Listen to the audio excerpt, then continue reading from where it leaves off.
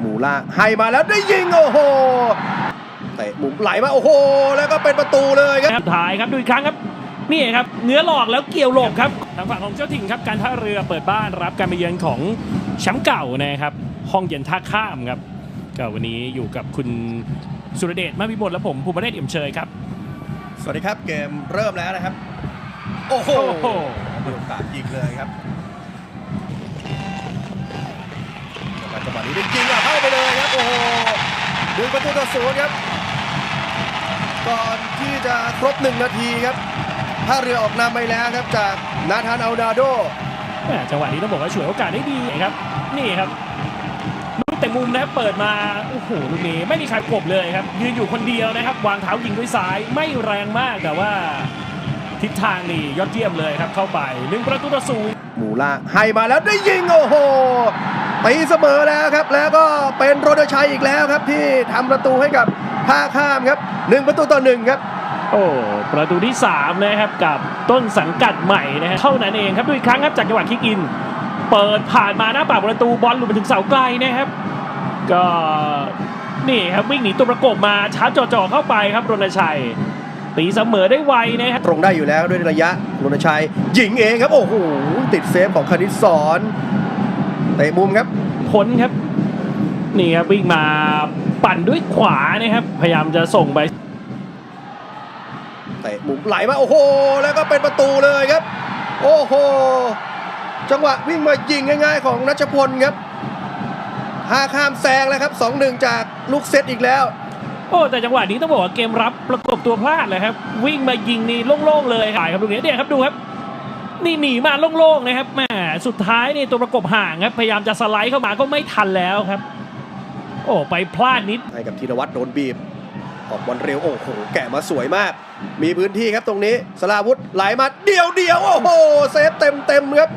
ยังไม่ได้ลูก3ครับลูกยิงของณัชพลครับโดนปฏิเสธโดยคณิตศรครับจากจังหวะที่พยายามจะเข้าไปลุมเพชรแย่งบอลนะครับกลายว่าเกี่ยวไม่ติดครับทางฝั่งของอิทธิชาคือจังหวะสุดท้ายของการท่าเรือน่าจะต้องแน่นอนกว่านี้อีกนิดนึงครับอ้าวไปเสียบอลตรงนี้ชาวลาฉกได้ชาวลาจะงัดโอ้โหคณิตศรเซฟไว้ได้ธีรวัตรครับให้มาที่นรงศักดิ์ข้ามมาสวยแล้วได้ยิงเลยครับโอ้โหบอลเช็ดเสาออกครับโอ้เข้าซ้ายของทางชวราเพียงอีกครั้งหนึ่งครับบอลจากกลางสนามนะครับมาทางขวาแล้วนี่คืนกลับไปที่ธีรวัตรรณชัยเกิดศักดิ์ครับซ้ายมาแล้วโอ้โหอมรินทร์ล็อกหลบแล้วเรียบร้อยนี่ครับ3-1โอ้ยอดเยี่ยมมากครับอมรินทร์เอกาพันธ์ครับลูกนี้นี่ต้องบอกว่านิ่งจริงๆครับจังหวะแรกเนี่ยเงื้อเหมือนจะยิงเสาไกลครับก่อนจะโยกหลอกผู้สาประตูนะครับท้ายครับดูอีกครั้งครับนี่ครับเงื้อหลอกแล้วเกี่ยวหลบครับก่อนจะยิงเข้าไปครับระยะจ่อๆครับไม่มีปัญหาแหมจังหวะนี้ทำให้สกอร์นี่มันทิ้งห่างออกไปเป็น2ประตูเลยครับในช่วง5นาทีสุดท้ายครับครึ่งแรกมุมรณชัยไหลมาคว่ำไปแล้วแต่ลงกรดักได้ครับสวนกลับของท่าเรือข้างหน้ามีนาธานแล้วครับไล่มาแล้วครับ2-3ครับการท่าเรือโอ้คมจริงครับจังหวะนี้ยังไว้ใจได้ครับนาธาน อานาโดจังหวะเปิดขึ้นหน้ามาแล้วก็พุ่งยิงเร็วทันทีครับผ่านผู้รักษาประตูเข้าไปถ้ากับว่าวันนี้ยิงไปแล้ว2ประตูครับนาธานเหลือเพียงแค่ประตูเดียวเท่านั้นดูครับนี่ครับจ่ายเผื่อมาด้านหน้านะครับไปที่ว่างครับนาธานเนี่ยก็พุ่งตามเข้าไปจบสกอร์ครับนี่ยิงยากแล้วนะครับจังหวะพุ่งตัวเข้าไปนี่แต่ว่าบังคับทิศทางได้ยอดเยี่ยมเลยครับนาธานจับหลุดเท้ากับพิชิตพลยังได้โอ้แล้วคว้างไปไม่มีเสียงนกหวีดครับลุยต่อรณชัยให้มาฟิบิซิโอถึงด้วยแล้วมูล่าไหลมาโอ้โหจ่อตรงนี้ของรณชัยเข้าแทบไม่ถึงครับอิทธิชาไหลมาแล้วอนุชิตไม่ได้ยิงแล้วครับแบบนี้จบครึ่งแรกครับโอ้โหสุดมันเลยครับท่าเรือตามหลังอยู่โอ้โหท่าเรือครับเกมนี้ต้องบอกว่าออกนำเร็วนะครับจากทางด้านของนาธาน อานาโดครับแต่ว่าโดนรัวแซง3ประตูรวดนะครับจากณัชพลครับฟราบิซิโอแล้วก็รณชัยครับแต่ว่าช่วงท้ายครับไล่คืนมาได้1ประตูจากนาธานคนเดิมครับซันโวนะครับ15ประตูงัดมาครับอิทธิชาได้ยิงโอ้โหลูกสูตรตรงนี้หยอดมาสู่ข้ามน้ำหนักเกือบที่จะขาดเหมือนกันณัฐพงศ์เล่นสั้นๆกับทางอิทธิชางัดเลยครับข้างหน้าหลุดด้วยแล้วโอ้โหพยายามที่จะดีดลูกนี้ของทางอนุชิตนั้น โดนไม่ดี คือจังหวะพักบอลเนี่ยดีแล้วครับแต่ว่าแหมด้วยความที่มันหังหลังให้ปากประตูโดนรอบเป้าแน่นอนครับการท่าเรือ ท่าเรือขึ้นมารณชัยตัดได้มาแล้วครับรณชัยมีพื้นที่มีตัวเลือกด้วยแล้วไหลมาจ่อๆโอ้โหติดเซฟครับลูกยิงตรงนี้ของฟาบิซิโอแล้วท่าเรือจะสวนอิทธิชาให้โอ้ไปติดมูราโอ้ท่าข้ามเกือบได้ลูก4ครับจังหวะนี้ของนัทพงศ์ครับดูครับเปิดมาเสาไกลโล่งๆครับตั้งเตะแบบนี้แหละครับ วัชระครับเล่นกับอนันตชัยดีดกลับมาโอ้โหเกือบจะขาดอ้าวบอลสวนกลับมานาธานไหลมาแล้วสุดท้ายโอ้จิ้มทิ้งไปครับธีรวัตรจะเล่นเร็วครับคิกอินยัดเข้ามาติดเซฟอ้าวสวนนี่ครับท่าข้ามฟาบิซิโอมีทางเลือก2ทางไหลไปตัวไกลรณชัยหลุดกรอบครับโอ้แต่ว่า หลัง นัทพงศ์โยนไปเลยครับข้างหน้าโอ้โหโดนบีบกับนาธานต่างฝ่ายต่างถึงบอลอ้าวจังหวะนี้ของท่าเรือโอ้โหยิงตรงนี้ของวัชระครับ พยายามฟ้องว่าทัสนะครับโดนผู้รักษาประตูหรือเปล่า มุม ดูครับจังหวะเบียดแย่งบอลกันนะครับสุดท้ายนะครับเกี่ยวมาได้แล้วยิงด้วยขวา ไหลมามีพื้นที่ได้ยิงตรงนี้โอ้โหนัทพงศ์ต้องเซฟครับโอ้ไปปล่อยพื้นที่แบบนี้ หน้าปากประตูนี่โล่งเลยครับแหมดี ต่ออมรินทร์เจอกับอนันตชัยอยู่อมรินทร์หาจังหวะจะโยกหนีอ้าวได้ซ้ายของพิรพัฒน์ได้ยิงครับโอ้โหไปปล่อยให้พิรพัฒน์ได้จิ้มลูกนี้จะเอาเตะมุมไม่ได้นะครับ ออกไปเองครับนี่โล่งเลยครับแหมนิดเดียวครับ ฟาบิซิโอจะเล่นนะครับยิงเลยครับข้ามคานฟาบิซิโอก รอบครับดูเหลี่ยมนี้วิ่งมาซัดด้วยขวา วงหนีมาแล้วต้องงัดกลับมาโอ้เข้ามือครับของธีรวัตรออกบอลเร็ววรศักดิ์ให้ออกมาทางซ้ายดีดกลับมาแล้วตบมานี่จ่อๆไปแล้วครับลูกที่ 4 ของท่าข้ามครับ